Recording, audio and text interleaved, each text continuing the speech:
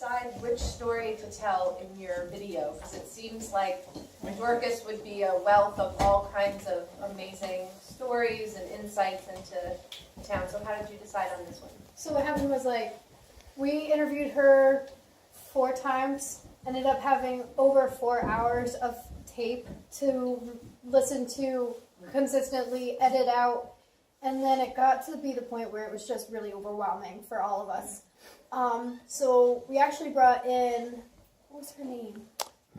Mary Rizos from the Vermont Folklife Center. Yeah, we brought her in. She was a great resource. And then we ended up putting together a storyboard, and we thought that it would be best to talk about Green Trails and Jesse Fisk and keep it centered on Brookfield instead of going everywhere. But it was also considered that we would have a few different pieces or centering on different parts of her stories. So I think that we're definitely going to continue that and also bring other members of the Historical Society into the piece with Randolph. So yeah, it was really difficult, but in the end, we just thought we should keep it community-based.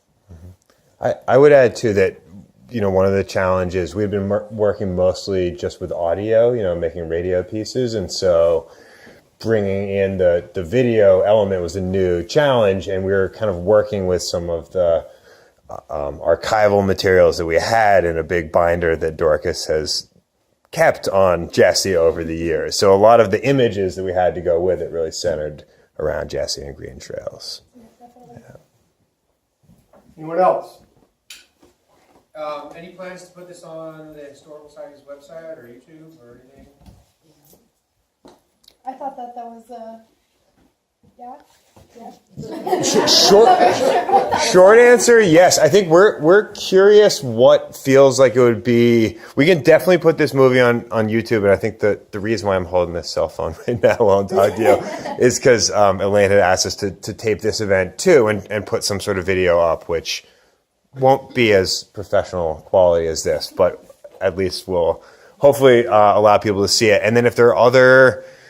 and then we also have all of these interviews that are unedited, but these sort of archivable files on a computer. And we'd love to talk to whoever wants to sort of take that on to sort of figure out what's the best form for us to get them to you, so so you can access them in the future.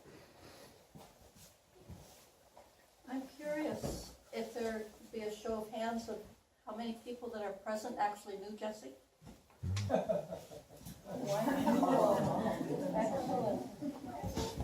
a question on that one. How many of them people here worked at Green Trails?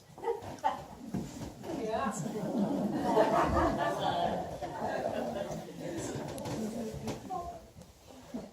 So for the several years that Craig and I owned Green Trails Inn, Jesse's presence was very much there, and I have so many stories I can share about her ghost, and it was in a nice way. I mean, she really supported me through my trying to learn how to be an innkeeper. But one of the best things was that about every couple of days, someone would come over and stop, sometimes from out of town, and they would have been children who had taken lessons from Jesse, or people who had, when they were children, or people who had worked at the inn, and people were always begging, can we go up to Hags Haven? And that was the attic, and I guess she had, the kids would stay up in the attic, and of course then now it's in rooms. But it was just delightful. Her legacy just continued in such an amazing way. So thank you so much for this. It brings back a lot of wonderful memories. It was really cool to learn about it, definitely, because I love history, and I've always learned about history outside of my little town of the Revolutionary War and stuff like that. So when we got the chance to meet, I wanted to know everything and anything that happened in Vermont and Brookfield around those times. So it was really cool to be able to learn about somebody as amazing as Jesse was. Steve, you got a question? Not a question. Some of you, probably many of you, know John Oja, who grew up on his parents' farm down in the valley. He was the middle of 3 brothers. And he went to Rutgers, and I'm sure he went because of Jesse's influence or help. Dorcas, did Yeah. Dorcas, did Jesse own the store too? Did they own all that? No, my father owned the store. Your He father bought that owned in the store. 1965. Jesse died in 66, and my father and his brother inherited Green Trails. So with the store and the post office and Green Trails, it was practically the center of Brookfield. He owned. Who owned the store before? Who owned the store before your father? Davis. No, that Davis was Ray. And I don't know their first name. Question in the back there? This one's a little tangential, but we're obviously being treated to the wealth of a senior memories. And I know that there are plenty of others within this room and in the community at large. And my question is really to you. Is there any way that you can share some of your skills that some of these kinds of stories could be captured by others as well and not be limited to your little group? Yeah, I think that's something that we've talked about. I think we're sort of looking at this as an experiment in kind of doing this kind of partnership between the school and the community around.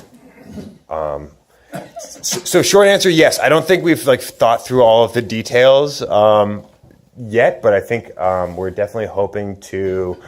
I think you have an idea that you want to move on right now, so maybe you want to speak about that. But I'll also just say, in the future, I think we're definitely talking about trying to figure out a way to make part of the American history curriculum, doing some sort of oral history with folks in the community. So I'll leave contact info if there are people who we should talk to.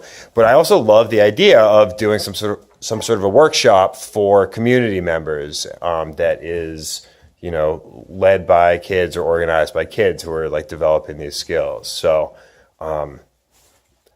we have dreams, not yet plans, I would say, in that direction. But Ted is taping this, So anybody with some more adjunct stories, of which there are many in here, could be speaking now. Yeah. Bree, do you want to just talk a little bit about, because you have another next step planned actually this year? Yeah. Yeah, so what do you mean after this year? No, sorry. This after this, this Okay, year. yeah. So Yes. I wanted to continue with Bonnie because she just has an amazing realm of people that she knows, and I think it would be really amazing for you and I to do an interview together and do something like this.